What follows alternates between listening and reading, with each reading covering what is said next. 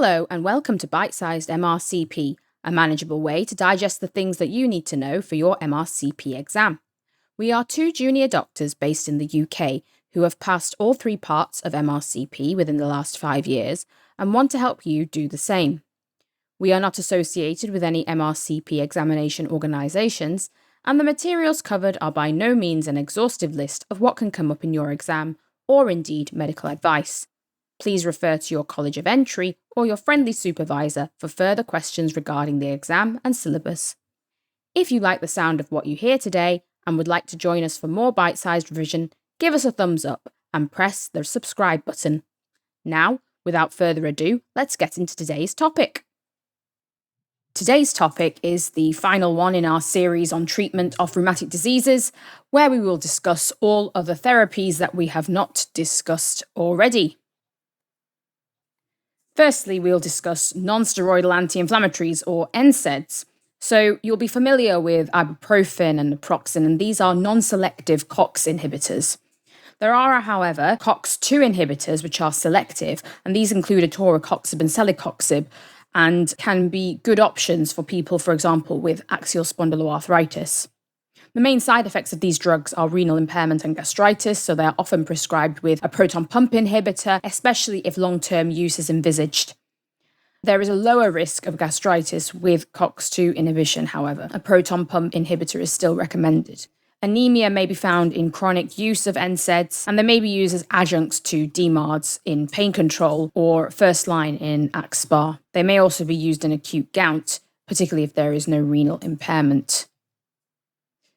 Gold sits in a category by itself and is rarely used these days. The way it works is by altering antigen processing, which reduces cytokine expression on macrophages. There are side effects to this drug, including mouth ulcers, rash, bone marrow suppression, a nitroid reaction, which involves flushing, and proteinuria. But as we've said, gold is rarely used, so you are unlikely to come across patients who are on it, unless they were historically started on it many years ago. The next set of drugs are the targeted synthetic DMARDs, and these have been licensed for the use in several conditions in the last few years. These target Janus kinase, and examples of their use are rheumatoid arthritis and psoriatic arthritis. Examples include baricitinib, tofacitinib, and upadacitinib, which act on various JAK molecules and receptors. Side effects include they are contraindicated in active malignancy as well as in cardiovascular disease, and they have been found to increase the risk of herpes zoster, as well as the general infection risk that is seen with immunosuppressants, as we've already discussed. Intravenous immunoglobulins, or IVIG, are natural antibodies derived from plasma. Their use is wide-ranging and includes myositis, lupus, and vasculitis.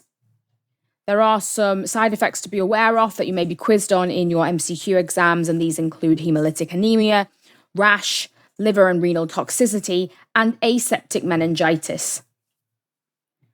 So now it's time to do some questions on what we've been discussing. So firstly, which of the following is a selective COX-2 inhibitor?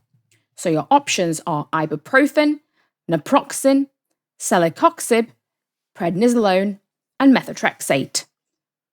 So the correct answer here, as you'll recall from a previous slide, is celecoxib. Ibuprofen and naproxen are non-selective, prednisolone is a steroid, and methotrexate, as you will recall from a previous episode, is a dihydrofolate reductase inhibitor. Question 2. A 30-year-old lady with SLE receives IVIG. She develops a headache with neck stiffness, photophobia, and fever. A lumbar puncture is performed, which shows normal opening pressures, normal levels of glucose and protein, with no organisms. What is the most likely diagnosis? So your options are viral meningitis, bacterial meningitis, aseptic meningitis, and flare of SLE, and a migraine.